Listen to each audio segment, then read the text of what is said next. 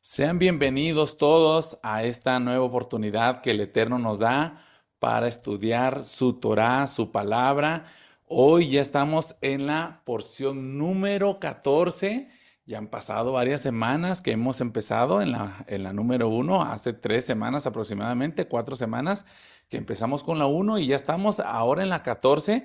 Recordemos que hay 54 porciones a estudiar durante todo el año y cada Shabbat, cada sábado estudiamos una porción y lo estudiamos de una manera en detalle, profunda, de una manera para que nosotros podamos comprender el verdadero significado de las palabras del Eterno expresados en su Torá. Su Torá sabemos que es desde Génesis hasta Deuteronomio, o en hebreo le llamamos Bereshit y termina en Devarim, porque Devarim significa palabras, precisamente como es verdaderamente su Torá. Son las palabras que el Eterno ha expresado en este documento. Amén. Bien, esta porción se llama Baerá, ¿sí? Y es la número 14, como les había dicho, y significa y me mostré.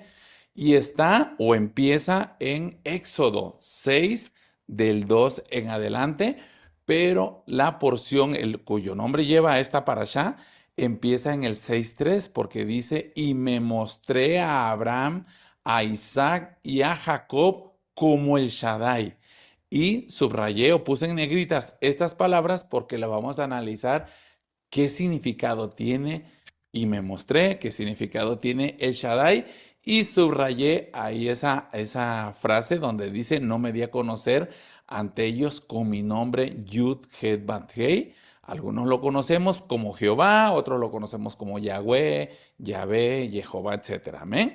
Pero hoy vamos a ver cuál es el sentido que el Eterno le dice a Moisés o a Moshe que no se dio a conocer ante los patriarcas Abraham, Isaac y Jacob. Amén. Empieza así en la Torá, en el hebreo, dice, Baerá el Abraham, el Isaac, Beel Jacob, Beel Shaddai, Ushmi Adonai lo da ti, Lahem. ¿Qué quiere decir? Y me mostré a Abraham, a Isaac y a Jacob como el Shaddai, pero con mi nombre Yud He no me di a conocer ante ellos. ¿Ok? Pero bueno, ¿dónde se mostró? Aquí está hablando en primera persona el Eterno, le está diciendo a Moisés, Moisés, yo me di a mostrar a tu padre Abraham, a tu padre Isaac y a tu padre Jacob como el Shaddai. ¿En dónde se mostró? Si nos vamos atrás, cuando estudiamos Génesis 12, se me hace, o 18, Génesis 18, ahí aparece. Incluso lo vimos en la parashá número 4, se llama Vayera, ¿sí? En aquel tiempo estudiamos Vayera, ahora vamos a estudiar Baerá. ¿Hay diferencias? Claro que sí hay diferencias entre Vayera con una Y o una Yud, como lo conocemos en el hebreo, como ahora con una Aleph, ¿sí? Si se dan cuenta, en la parte izquierda, en la parte superior, la parashá que estudiamos, Vayera, la número 4, lo vamos a ver con una letrita en la segunda letra. Recuerden que el hebreo se lee de derecha a izquierda. En la segunda letra hebrea hay una yud en Vayera, pero en esta porción que vamos a estudiar hay una alef, la primer letra del alefato hebreo, ¿sí? Tiene mucho significado. En aquel tiempo cuando lo estudiamos en la parashá número 4, le llamamos Vayera y significaba y apareció, es donde el Eterno se aparece. Y ahora que vamos a estudiar Baerá con una Aleph, es cuando el Eterno se va a mostrar, o le está diciendo a Moisés, y me mostré. O más bien traducido puede decir, y yo me mostré.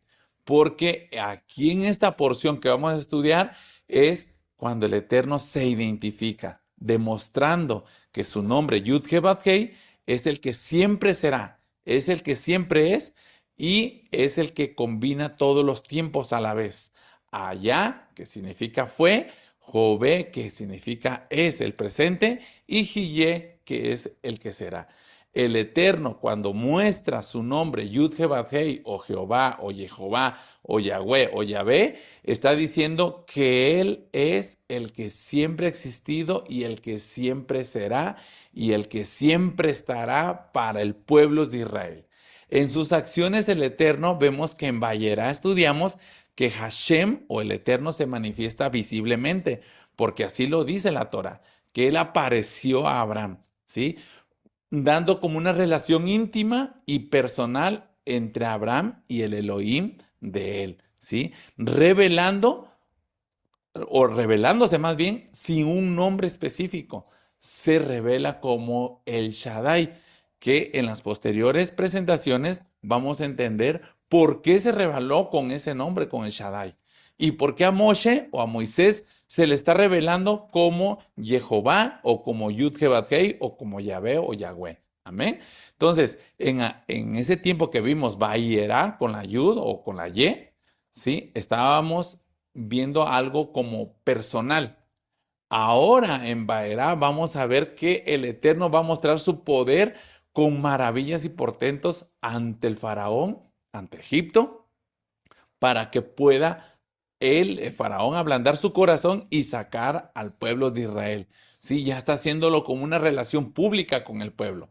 El Eterno se va a revelar su nombre, pero con ese atributo que es de misericordia, que es de cumplir sus pactos. Amén. Entonces, son dos veces en la Torá que aparece, habló Dios a Moisés. Si se dan cuenta, en esta parashá que se llama Baera, en el Éxodo 6.2 o en el Shemot 6.2, dice, habló todavía Dios a Moisés y le dijo, yo soy Yud-Heh-Vav-Heh. ¿Sí? Solamente dos veces vamos a encontrar en toda la Torá que se expresa con ese nombre o se manifiesta con ese nombre, Dios, ¿sí? ¿Por qué le dice, habló Dios a Moisés? Siendo que Moisés mismo escribió la Torá y dice, en ese tiempo no se dirigió como Yud-Heh-Vav-Heh, se dirigió como Dios. Porque Moshe, si vemos unos versículos anteriores, al final de la parashá anterior, que está en el Éxodo 5, 22 y 23, vemos que Moshe le hace un reclamo. Hay una queja por parte de Moisés. Porque cuando va con el faraón le dice a Moisés, Moisés, yo no sé ni de quién me hablas, ni conozco a ese Dios que dices que está ordenando que dejes salir al pueblo. Entonces, Moshe le dice, oye, Eterno, pues yo ya hice mi parte, yo ya fui ante el faraón y tú todavía no sacas a tu pueblo, ¿sí? Entonces, cuando vemos esa expresión que Dios habla a Moisés, es porque está expresándose en ese atributo. Cuando dice Dios, estamos diciendo de que Dios viene a hacer juicio, ¿sí? Pero a Moshe le está diciendo que está diciéndole a Moshe que Moshe no debió de haber hecho esa reclamación, ¿sí?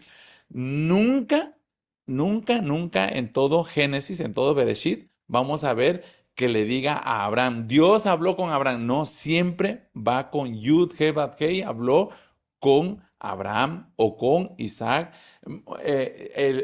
Elohim habló con Jacob, nunca dice en la Torah. Siempre dice, Jehová habló con Jacob, Adonai habló con Jacob. Siempre lo vamos a ver así, pero nunca este término, Dios habló a Moisés. Solo dos veces aparece en toda la Torá que Elohim se expresa con ese nombre, con Moshe, solamente cuando le dice que va a hacer un juicio, cuando va a liberar a una nación. Y eso lo vamos a ver en el 3:4 de Éxodo, en capítulo 3, versículo 4, cuando lo llamó en medio de la zarza, ¿sí? Y esta ocasión, cuando le dijo Dios a Moisés, mira Moisés, no has entendido mi nombre es Yud-Heh-Vav-Hei, aún no he sacado al pueblo porque necesito que pasen este proceso y sepan que yo voy a atacar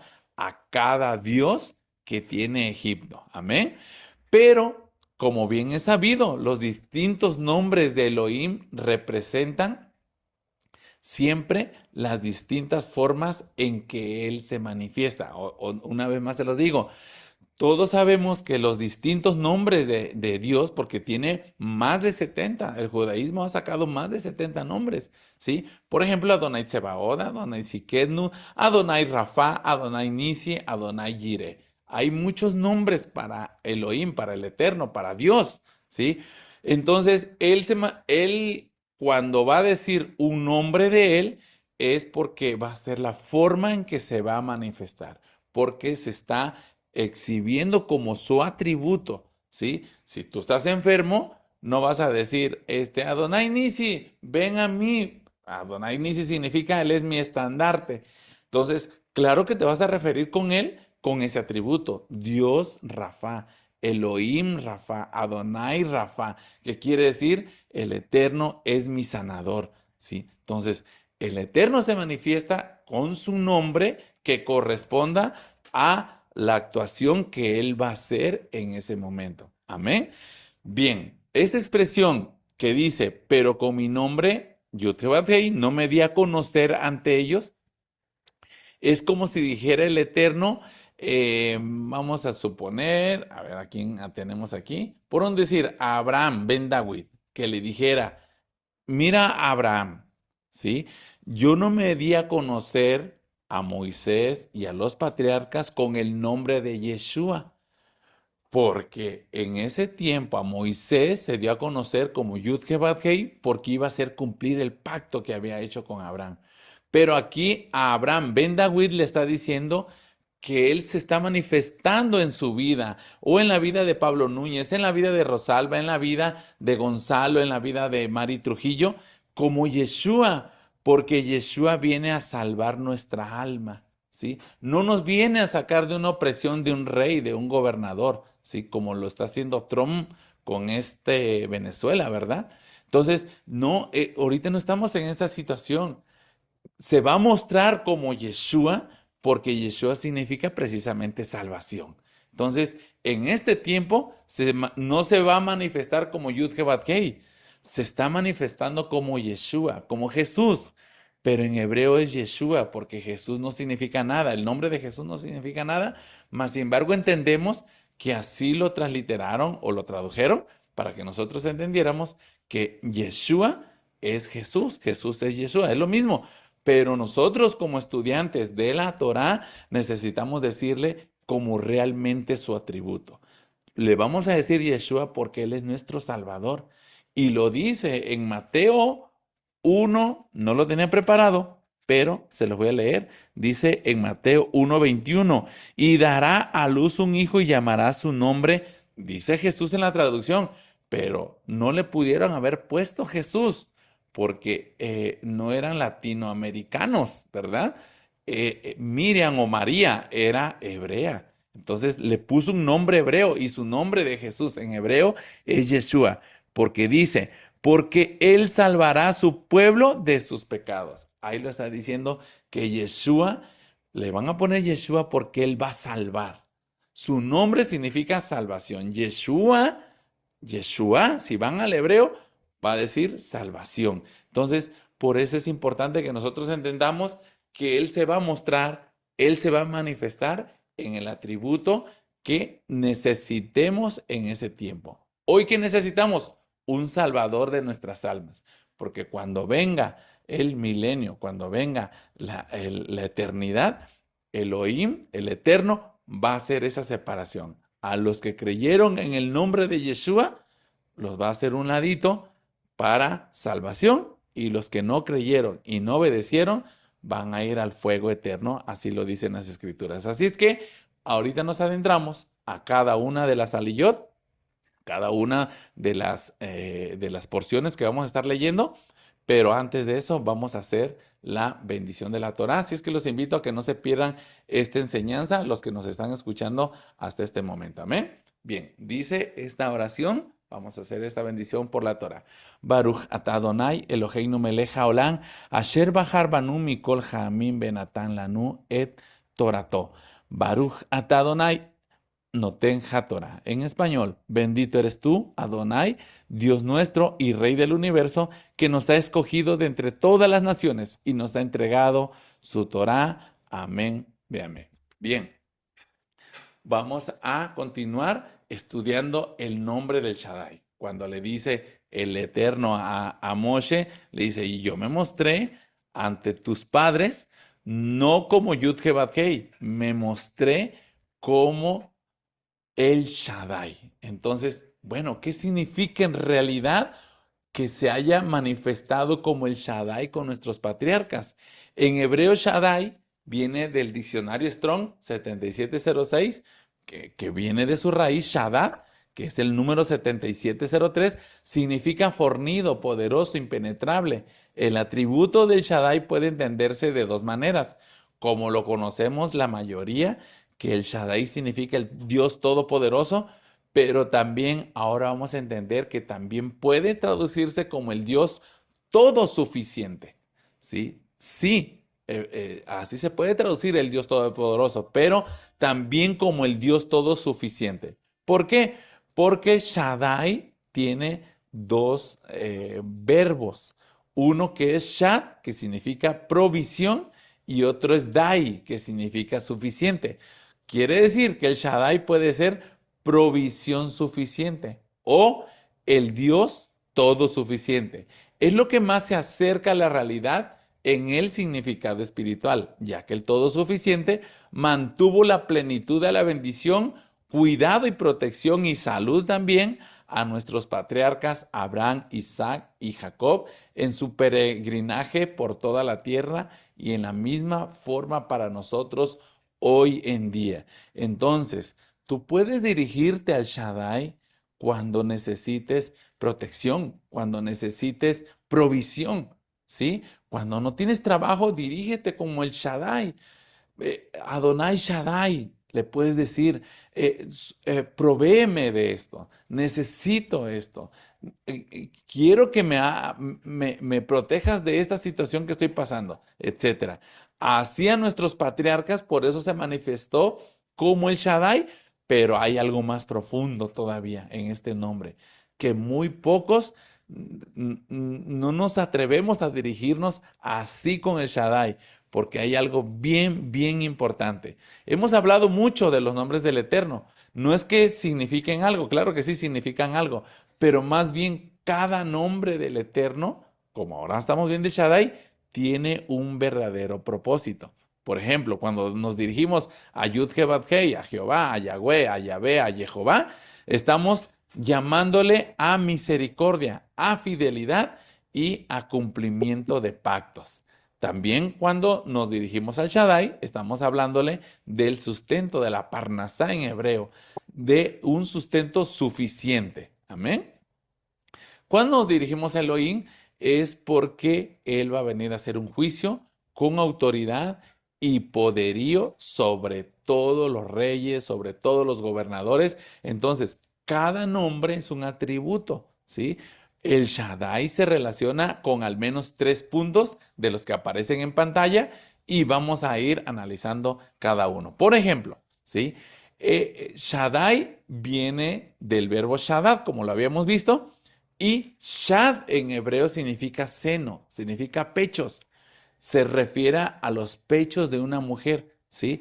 Pero no en el lado obsceno, sino con cuando ella da la leche a su bebé, a su hijo, a su recién nacido, ¿sí? Dicen los científicos que la leche materna tiene más de 1500 componentes diseñados para que el bebé crezca sano y fuerte, ¿sí? Porque la leche materna contiene en esos componentes proteínas, sueros, carbohidratos, agua, vitaminas, minerales, anticuerpos, etcétera, etcétera. Más de 1500, imagínense. O sea que el bebé no necesita más que su propia leche de su madre porque en ella ya tiene todos estos componentes. Entonces, Shad en hebreo significa fuente de nutrición, sustento y también protección. Por eso muchos sabios ven que en Shaddai es el que nos alimenta, es el que nos sostiene con vida y salud, pero también es el que nos provee de todo lo que necesitamos. No es casual que se asocie con los patriarcas, con la vida familiar y la continuidad generacional. O sea, cuando se manifestó con Abraham, Isaac y Jacob, se manifiesta como el Shaddai porque él tenía que formar un pueblo, tenía que tener mucha descendencia en nuestros patriarcas. Amén. Cuando se presenta con Abraham y dice, y apareció Abraham, es porque le estaba anunciando de que iba a venir un hijo. Amén. Pero hay un objeto muy sagrado, nosotros los que estamos estudiando la Torá, que se llama Mezuzá. ¿Qué es la mezuzá? La mezuzá es ese objeto sagrado en el que ponemos en nuestras puertas, ¿sí? En los marcos de nuestras puertas o nuestras puertas de entrada y de salida. Esa mezuzá contiene unos versículos de la Torá, por ejemplo, en Deuteronomio 6, 4 al 9, que es el Shema Israel, Adonai Eloheinu, Adonai Echad, y en Devarim o Deuteronomio 11 del 13 al 21. Aparte que es un mandamiento que cada estudiante de Torá, cada amante del Eterno, cada creyente en Yeshua, en Jesucristo, debemos de tener este objeto. Es un objeto sagrado que contiene el mandamiento más importante, ¿sí? Recuerden cuando a Yeshua le dice un escriba, a ver tú, maestro, sí has hablado muy bien y todo, pero contéstame esto, maestro. ¿Cuál es el mandamiento más grande? Yeshua le dijo, el mandamiento más grande y más importante es este. Shema Israel, Adonai Eloheinu, Adonai Echad, que en español, no muy me acuerdo cómo bien dice en español, pero dice, oye Israel, el Señor nuestro Dios, el Señor es uno, o uno es, algo así dice. Pero en realidad se estaba refiriendo a Devarim 6:4. Entonces, ¿cuál es el mandamiento más grande? Si nos vamos a Devarim o Deuteronomio 6:4, vamos a encontrar que lo tenemos que escribir en los postes de nuestras casas y en las puertas o en las jambas de nuestras puertas. Entonces, este objeto sagrado lo debemos de tener todos, ¿sí?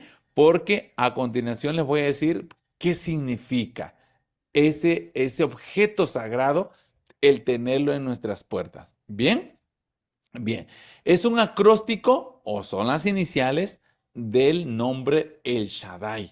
Por eso se relaciona con este mandamiento que debemos escribirlo en nuestros postes de nuestras puertas, ¿sí? Y en hebreo las iniciales del Shaddai es Shomer Daltot Israel, que quiere decir guardián de las puertas de Israel, que el judaísmo ha traducido que es una protección, es un límite y un cuidado del hogar. Pero este objeto sagrado tiene esta identidad. Señala que la casa es hebrea y sus habitantes profesan la misma fe.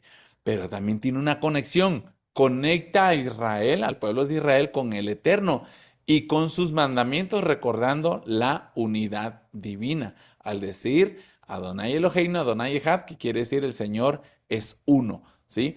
También protección, como les había dicho, simboliza la protección divina que para el hogar y sus habitantes, recordando la 10ª plaga de Egipto, o la 10ª Mofet, ¿sí? Pero también tiene un recordatorio, sirve como recordatorio constante de los valores hebreos al entrar y salir de esa casa. Entonces, este objeto que aparece ahí en pantalla es importante que lo tengamos todos los estudiantes de Torá. De hecho, no es muy caro. No sé si vale 150 pesos, 120 pesos y contiene en hebreo esta oración, que es el mandamiento más grande que dijo Yeshua, nuestro maestro, nuestro redentor, nuestro salvador, lo dijo. ¡Hey, todos! El mandamiento más importante es, oye Israel, el eterno nuestro Dios, el eterno uno es. Más bien es uno, es Echad.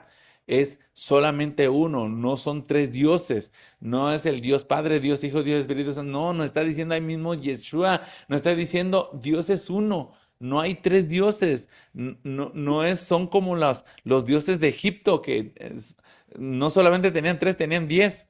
El Eterno nos está diciendo que el mandamiento más importante, más grande que todos es Marcos 12:29 y Deuteronomio 6:4. Ahí lo dice. Yo no lo digo yo, lo dijo nuestro maestro Yeshua y lo dice también la Torá. Amén. cada judío al despertar dice una oración también, aparte de repetir el Shema es eso, Deuteronomio 6:4. Es importante que nosotros lo repitamos a diarios. Ya muchos no lo sabemos hasta de memoria, ¿sí? Nos dice que la repitamos a nuestros hijos al acostarnos, al levantarnos, ¿sí? Cuando estemos en casa, cuando andemos de viaje. En todo momento lo tenemos que estar repitiendo, Shema Israel, Adonai Eloheinu, Adonai Echad.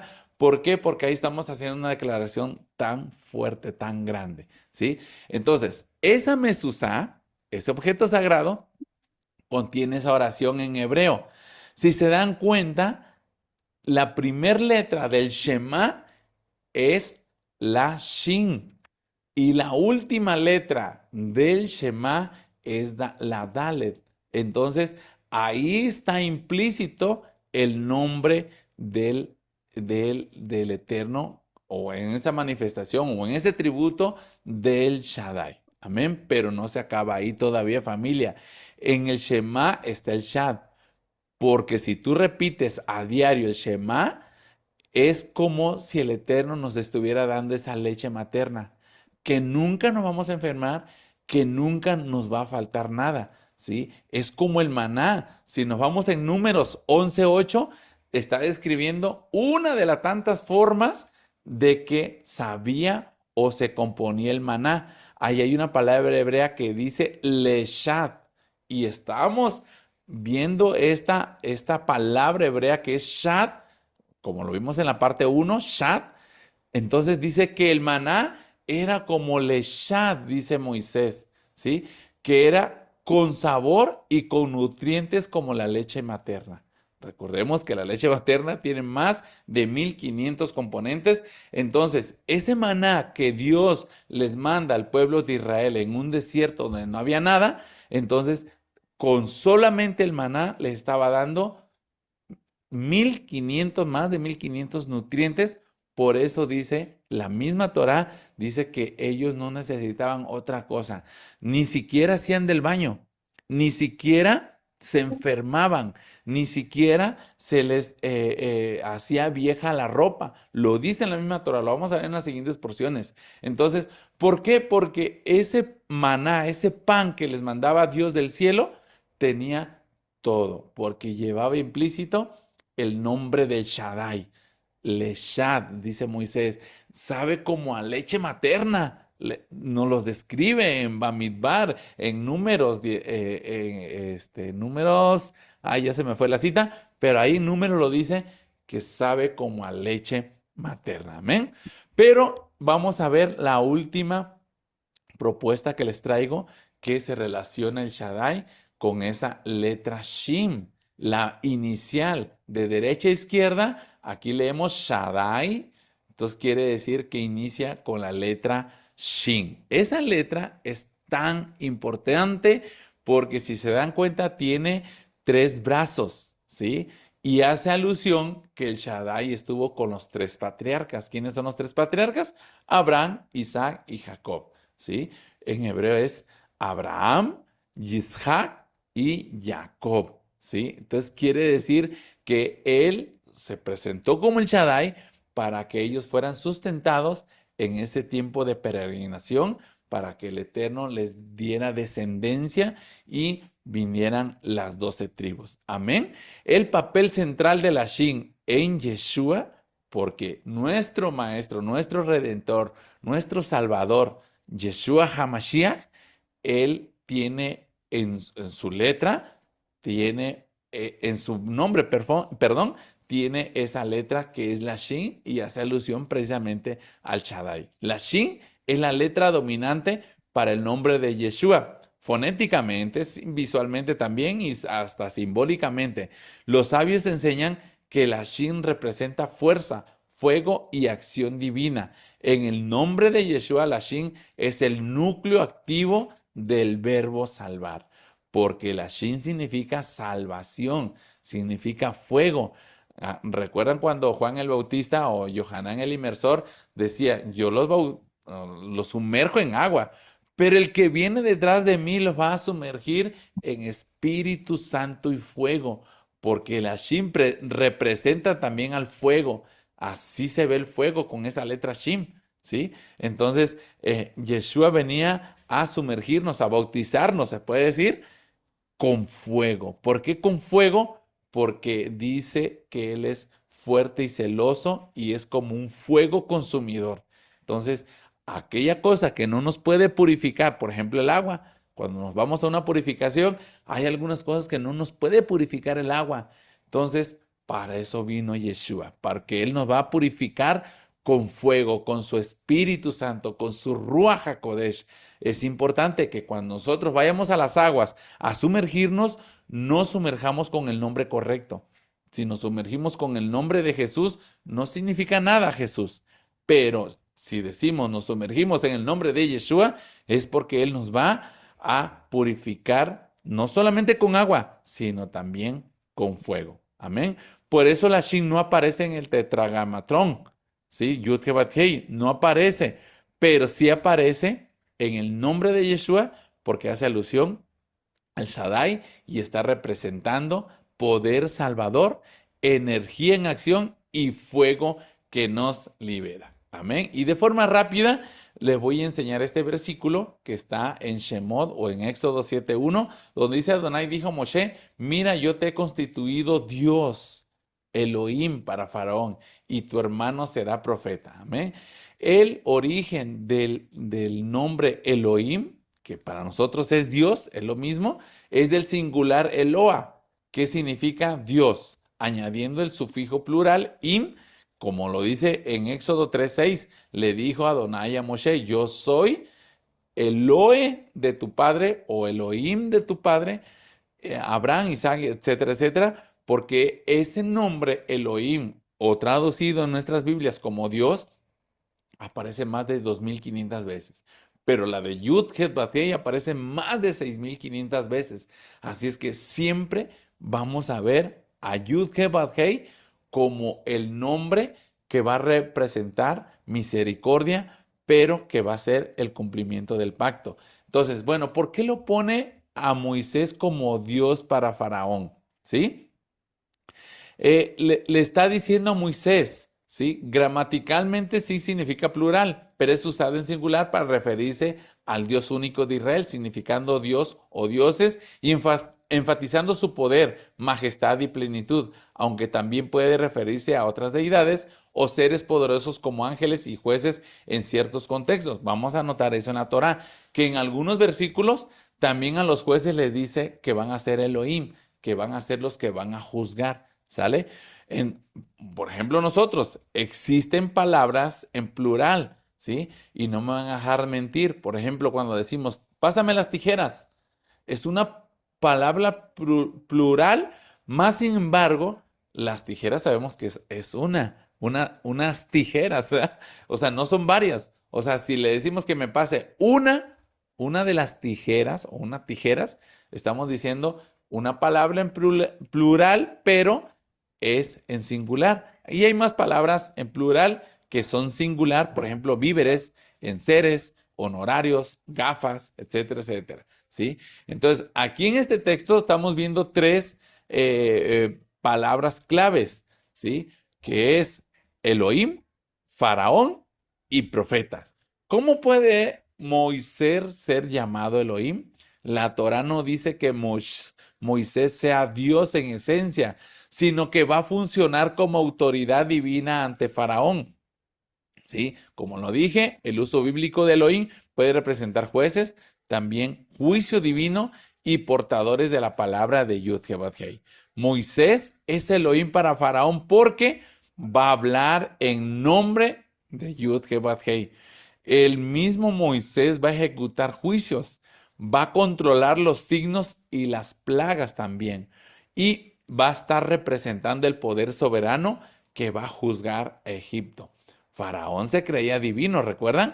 Pero Adonai le pone un Elohim, un Dios humano, enfrente para humillarlo. Ese era el objetivo de que le dice el Eterno, le dice a Moisés, mira, vas a ser como las veces de un Dios para Faraón, ¿sale? Para que tú seas estés sobre encima de él. y tu hermano será el profeta. Cuando llama a los profetas el Eterno, el Eterno llama al profeta para que hable al pueblo en su nombre. Así va a funcionar su hermano Aarón. Va a ser un profeta porque como Moisés iba a ser el Elohim, Aarón iba a ser el profeta y el pueblo o a quien iba dirigido ese juicio iba a ser al faraón que representa a nosotros. ¿Por qué representa a faraón como nosotros? Porque somos como el faraón, duros de cerviz. Somos desobedientes, no queremos reconocer una autoridad que nos está diciendo guarda mis mandamientos. Entonces, así es como el Eterno se manifiesta en este versículo. Moisés iba a servir como un Dios para Faraón, Aarón iba a ser como un profeta y como el pueblo o como a quien le va a hablar el profeta iba a ser precisamente a Faraón. Juicio directo contra la teología egipcia. Egipto creía que Faraón era hijo de Ra, que tenía una autoridad divina, que nadie podía desafiarlo porque él hasta lo hacía trizas, ¿verdad? Pero Adonai le está declarando con esta declaración que le está diciendo a Moisés que iba a servirle o iba a ser constituido como Dios, le estaba diciendo al faraón que tú no eres un Dios. Mi siervo Moisés va a ser como un Elohim, como si yo estuviera hablando en él, ¿sí? Y que él iba a juzgar con señales y maravillas. Cada mofet, cada plaga es una desautorización teológica del concepto egipcio de ser un dios el faraón. Amén. Entonces, en Éxodo 4:16, cuando dice, Él hablará por ti y tú serás para Él como Elohim, confirma y eleva esa estructura. Primero que Moisés es el Dios para Faraón. Ahora Moisés es Dios para Faraón, ¿sí? O sea, que la autoridad de Moisés crece conforme el conflicto se intensifica. Entonces, si ya lo trasladamos a una enseñanza espiritual, ¿por qué Dios lo pone o lo constituye como Dios como Dios a Moisés ante el faraón? Porque Moisés iba a tener una autoridad delegada, ¿sí? Y que Aarón iba a comunicar esa autoridad delegada a Moisés. En el sistema remés, que es una de las interpretaciones que son profundas, Adonai usa lo débil, o sea, a un pastor, a Moisés, lo usa o lo utiliza como un Dios para humillar precisamente como se creía el faraón. Utiliza a un pastor para que humille a un rey tan duro y tan fuerte, ¿verdad? Y ya en el nivel misterio, que es el Sod, el que recibe la palabra se vuelve canal de juicio o de vida. O sea, Moisés estaba volviendo un canal entre Dios y Faraón y Egipto para hacerle ese juicio. Amén. Pero hay un paralelo mesiánico porque, por ejemplo, Yeshua para nosotros es Dios. Dios es Jesucristo. Jesucristo es un Dios. ¿Por qué? Porque igual que Moisés, Moisés actuó como un mediador, ¿sí? Le dio la autoridad como un Dios para que pudiera ejecutar esos juicios y porque iba a liberar a Israel de la esclavitud. Así Yeshua vino con nosotros como un Dios porque su nombre iba a liberarnos de la opresión de este mundo que se le considera como un Egipto, como un Misraim. Amén. Bien, como resumen, Moisés no es Dios, solamente que iba a representar judicialmente al Eterno para que le hiciera esos juicios. Amén. Bien, y ya para que se vaya preparando la lilla número 1, aquí lanzo esta pregunta. ¿Le fue quitado su libre albedrío al Paró? Cuando leemos en Éxodo 7:3, dice, y yo endureceré el corazón del faraón. O sea, ¿cómo que el Eterno iba a endurecer el corazón del faraón?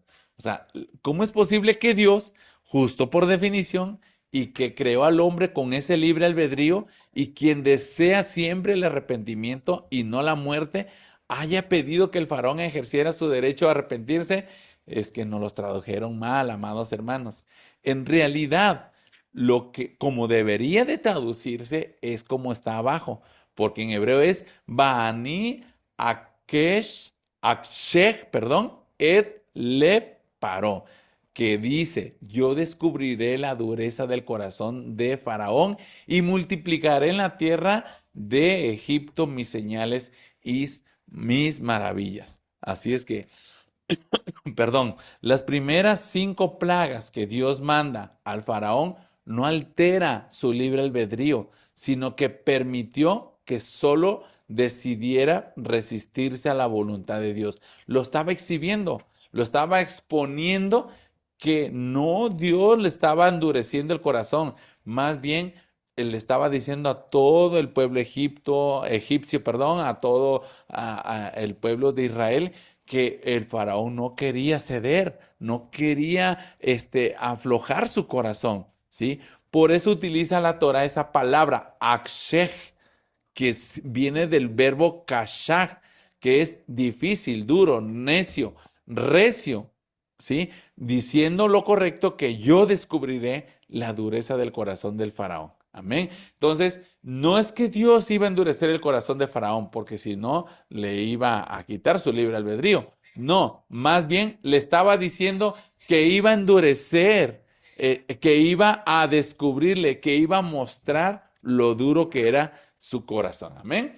Y concluyendo con esta presentación, vamos a notar que cada golpe, cada plaga, cada mofet que va a mandar a Egipto entero es un ataque directo a un dios egipcio. ¿Por qué lo digo? Porque en Éxodo 12, en su parte B, dice, ejecutaré juicios contra todos los dioses de Egipto. Una vez más lo leo, dice, ejecutaré juicios contra todos los dioses de Egipto. ¿Ustedes creen que con una sola plaga que haya mandado el Eterno a Egipto, el corazón del faraón no se haya quebrado?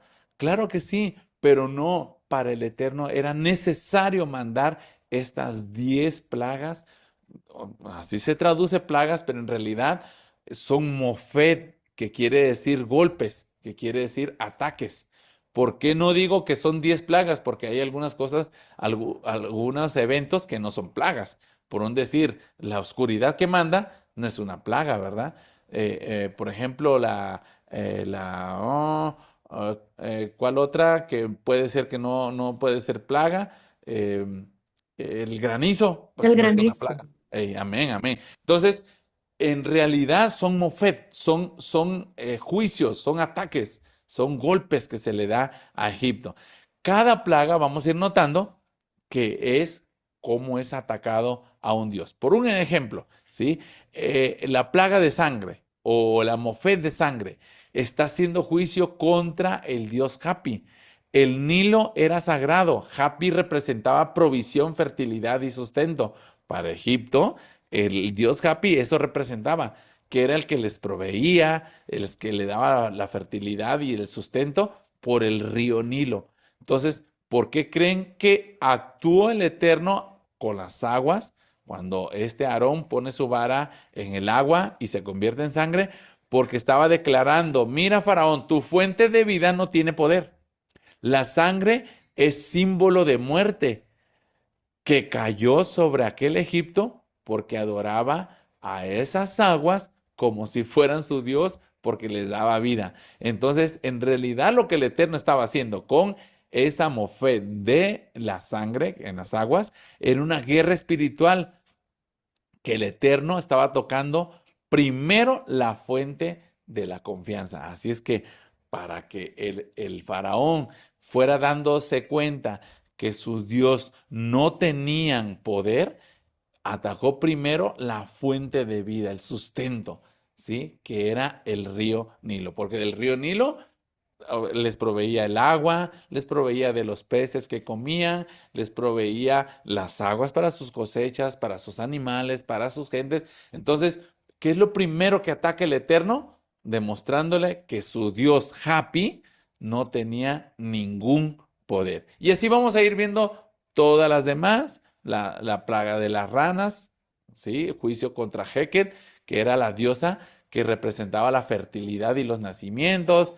Vamos a ver también de los piojos, que era el dios de la tierra, las moscas, el dios Kepri, que representaba la creación y el renacimiento, etcétera, etcétera. Entonces, de acuerdo como vayamos avanzando en cada porción, lo vamos a ir viendo. Amén. Yo les doy muchas gracias a todos los que estuvieron hasta este momento, porque tuvieron muy buena atención, y espero en el Eterno que haya sido de bendición esta sola introducción que hicimos a la Parashá Vaerá, que vamos a entender qué juicios tan tremendos va a empezar a hacer el Eterno contra este duro de cerviz, contra todo el pueblo de Egipto que oprimía a Israel. Vamos a analizar que cada mofet, cada plaga, está haciendo ese juicio para demostrarle al Eterno de que sus dioses no tienen ningún poder.